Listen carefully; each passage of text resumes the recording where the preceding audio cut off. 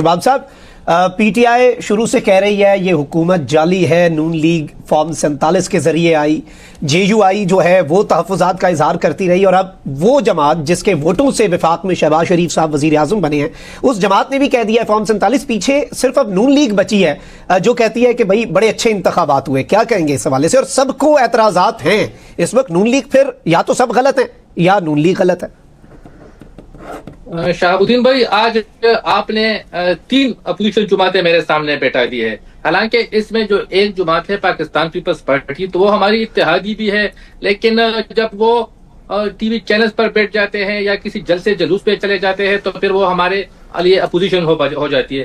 سب سے پہلے میں اظہر صدیق صاحب کے سوال کا جواب دوں گا. وہ کسی روحانی باپ کا ذکر کر رہے تھے، تو میرے خیال میں وہ جنرل باجوہ کا ذکر کر رہے تھے جو ان کے روحانی باپ ہے، یا وہ جنرل فیض حمید کی بات کر رہے تھے جو ان کے روحانی باپ ہے. اس طرح اور بھی بہت سے ان کے روحانی باپ ہے. تو میرے خیال میں وہ ان کا ذکر کر رہے تھے لیکن وہ نام لینا بھول گئے، اس لیے میں نے ان کا نام بتا دیا.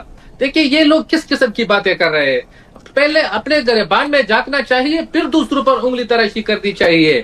اور میں تو حیران ہوں کہ پی ٹی آئی، جن کو تو کم از کم میں تو ان کو سیاسی جماعت تصور ہی نہیں کرتا ہوں، وہ تو ایک فین کلب ہے، اور وہ جو کچھ کرتے آ رہے ہیں اس ملک کے ساتھ، چاہے وہ گورنمنٹ میں ہو یا اپوزیشن میں ہو، وہ اپوزیشن ہی کا کردار ادا کرتے ہیں. ابھی آپ خیبر پختونخوا میں دیکھ لیں، یہاں پر ان کی حکومت ہے 13 سال سے، لیکن آئے روز جلسے جلوس ہو رہے ہیں. جب ہم دیکھتے ہیں کام تو یہ ٹکے کا نہیں کر رہے، لیکن جب بھی ہم وزیر اعلیٰ کو دیکھتے ہیں، جب وہ اسکرین پہ آتے ہیں تو وہ کسی جلسے جلوس کا ہی اعلان کرتے ہیں. یہاں پر میں نے نہیں دیکھا کہ انہوں نے کسی ترقیاتی کام کا اعلان کیا ہے کہ ہم کوئی اسکول بنا رہے ہیں، ہم کوئی کالج بنا رہے ہیں، ہم کوئی یونیورسٹی بنا رہے ہیں. یہ اعلانات میں نے نہیں سنے ہیں، صرف جلسے جلوسوں کے اعلانات ہم سنتے آ رہے ہیں. اور ہم جب دیکھتے ہیں، جب ہم صبح اٹھتے ہیں تو ان کی صوبائی حکومت کی کرپشن کی داستانیں ہم کو ملتی ہے.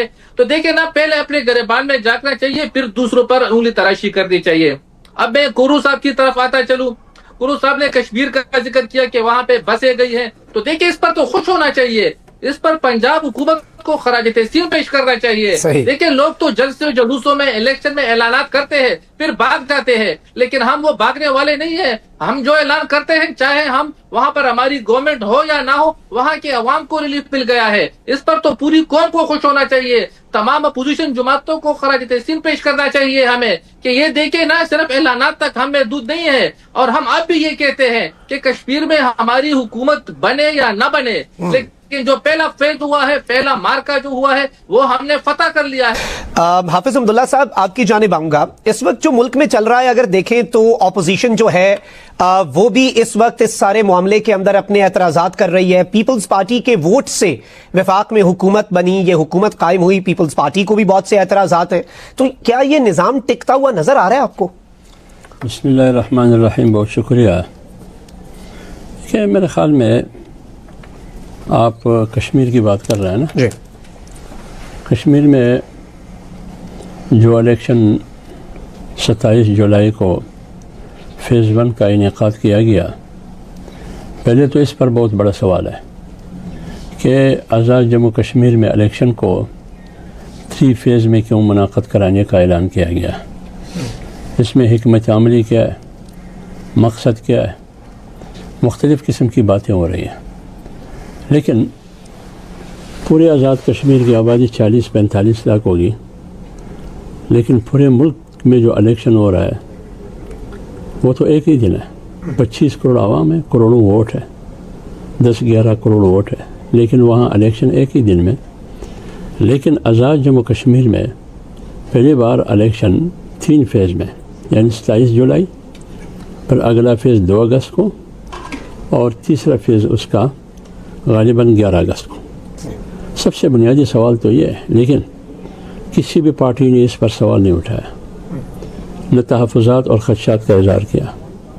میں تو اس وقت بھی کہہ چکا ہوں کہ آزاد جموں کشمیر اور گلگت بلتستان، پہلے گلگت بلتستان میں الیکشن ہوا، ابھی آزاد جموں کشمیر میں. میری رائے یہ تھی، الیکشن سے پہلے میں نے دیا کہ فیصلے الیکشن سے پہلے ہو چکے ہیں اور تقسیم بھی ہو چکا ہے، ہر ایک کا اپنا حصہ ان کو ملے گا.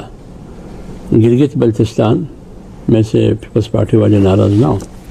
فیصلہ یہ تھا کہ گلگت بلتستان پیپلز پارٹی کے حصے میں ہوگا اور آزاد جموں کشمیر نون لیگ کے حصے میں ہوگا. تو اس کا مطلب یہ ہوا کہ الیکشن سے پہلے یہ طے ہو چکا تھا کہ کون سی پارٹی حکومت میں ہوگی اور کون سی اپوزیشن میں ہوگی. ایک بات یہی صورتحال آزاد جموں کشمیر کی ہے. پر آپ نے گلگت بلتستان میں دیکھا کہ دونوں بڑی پارٹیاں PMLN ہو یا پیپلز پارٹی دونوں آپس میں لڑ رہے تھے اور ان کی سپیچز آپ اٹھا کے سنیے ذرا. لیکن جیسے الیکشن سے فارغ ہوئے تو الیکشن سے پہلے دونوں لڑائی لڑتے رہے, الیکشن کے بعد دونوں بائی بائی ہو گئے. تو آزاد جموں کشمیر میں بھی ابھی لڑ رہے ہیں لیکن الیکشن کے بعد یہ دونوں بائی بائی ہوں گے دوبارہ. تیسری بات یہ ہے کہ عجیب لڑائی ہے کہ وفاق میں PMLN کی حکومت اگر فارم 47 کی ہے جیسے آج پیپلز پارٹی کہہ رہی ہے, جمعیت علماء اسلام تو 8 فروری 2024 سے کہہ رہی ہے کہ یہ فارم 47 کی حکومت ہے اور پارلیمنٹ ہے. دیر آیت درست آیت میری موقف کی اور میری پارٹی کی موقف کی اور مولانا فضل الرحمان صاحب کی موقف کی تائید آج ملک کی بڑی پارٹی پاکستان پیپلز پارٹی بھی کر رہی ہے.